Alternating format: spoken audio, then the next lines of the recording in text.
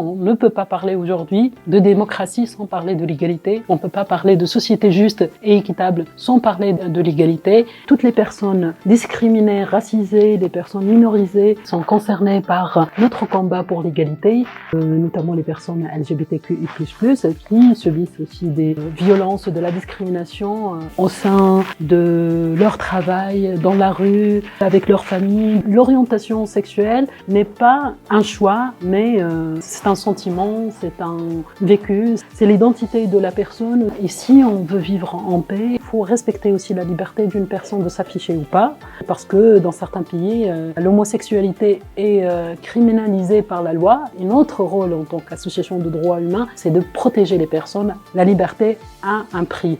Le projet pour l'égalité, la liberté est un projet universel, que ce soit au Sénégal, en Tunisie, au Maroc, au Palestine, au Liban.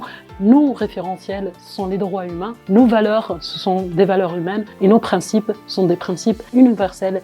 Le plus important en tant qu'association qui travaille pour l'éducation, de combattre les violences en milieu scolaire et de travailler pour les droits des personnes LGBTQI+, parmi les élèves, filles et garçons, ou aussi qui ont autre d'identité de genre.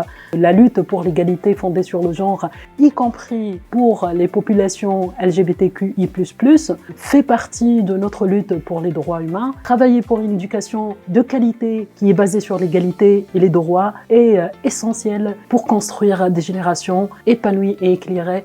Je rêve d'un monde meilleur. Ce monde meilleur ne peut pas être sans égalité entre hommes et femmes, sans égalité entre filles et garçons, sans des droits pour les personnes LGBTQI+. Cette lutte continue pour qu'on arrive à obtenir une égalité dans les faits, dans les pratiques et dans les lois.